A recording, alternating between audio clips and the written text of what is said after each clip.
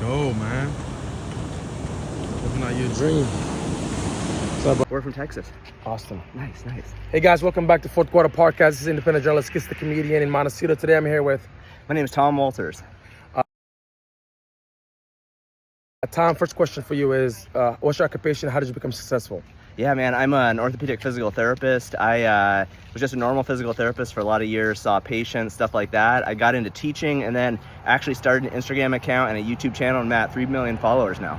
That's awesome, man. Look at God, man. Second question for you is, any advice for the youth how to become financially successful in America? Man, I think for me personally, so much of it has been about developing a specific skill set. This has been my experience that if you can develop kind of a niche skill set, for me it was physical therapy, and then becoming an expert in that, and then that really can take you to a position where you become successful in that industry. Did you grow up wealthy? Did you ever feel guilty growing up rich? I did not grow up wealthy. I grew up in Montana and just had kind of normal middle class parents, a nurse and a social worker. And I was always like kind of an achiever, just always really interested in working hard. I grew up in martial arts, got a black belt in Taekwondo. I think that taught me about discipline and kind of working hard. And, I think now on the other side, it did take me a while to feel comfortable with, making more money and being successful. There's always kind of a level of guilt with that. And I think there's a lot of interesting psychology around money. But the longer I've been in my industry and become successful, I realize that making money helps me help more people. So that's how I kind of think about it now. Do you think the people in Montecito, the 1%, should give back to humanity and the poor people? Yeah, for sure. I mean, I think that is, I'm also a Christian, so I think there's a huge part of me that believes that when you have been, I don't know if blessed is the right word, but if you're fortunate in life to be given a lot or receive a lot, whatever it is, I realize I'm grateful every day that I was born in this country, that I got a good education, that I had access to those things. And I think there's a big part of me that feels like when you have received those kind of access points and resources, that it's important to share those back with people who haven't been as fortunate. So I do believe that is part of our duty as people who have been given so much. How do you feel about the democracy state of mind of government in America right now, between the tension between Democrats and Republicans in America? Man, it's hard for me to watch, honestly. Like, I see you got the Charlie Kirk t-shirt. I was a huge, I really liked watching Charlie Kirk and seeing kind of the open free speech ways that he put forward. And I think it's hard for me. I think as a healthcare provider, it kind of hurts me inside to see people fighting so much. Growing up in Montana, I think I grew up in a very patriotic state. A lot of my friends went in the military.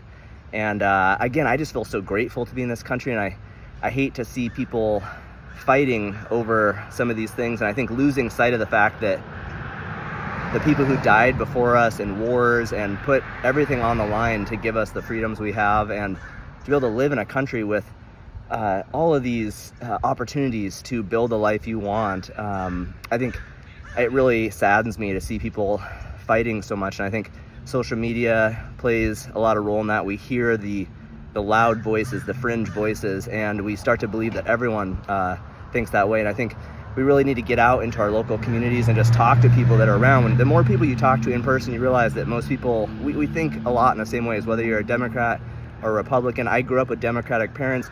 My wife, her parents were Republicans. So I've kind of been in this spot where I've seen both sides, and I think people really have more in common when we actually talk in person. This guy's amazing. Do you believe in independent journalism? For sure. Yeah, dude, I follow so many independent journalists on YouTube. I love seeing, I think the primary media sources, all of us know that if you go from one station to the next, they're so biased in their reporting and how they cover stories. And I think the independent journalists I'm seeing on YouTube are doing amazing things. They're out there, the front lines. This guy's doing it, talking to like the real people out there on the ground, what journalism used to be. So man, I'm a huge fan of independent journalists. Would you tell your friends in Montecito they can donate to GoFundMe.com, Kiss the Comedian, support independent journalists? I'm going around the world covering stories. Would you tell your friends in Montecito, GoFundMe.com, Kiss the Comedian, donate? Heck yeah, man. Please go donate. It's things like this that let us see what's actually happening on ground level, what's happening with the real people. Share this on your story. I'll share it on my Instagram story. Thanks for the opportunity. Man, I just met an awesome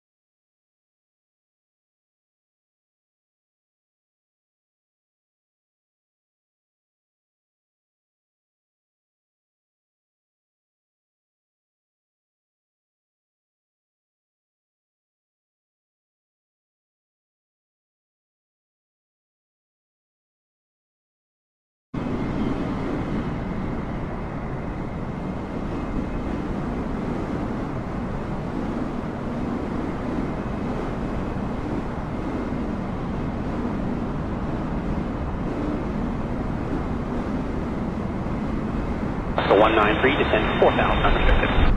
4,000 unrestricted. Let's go 190.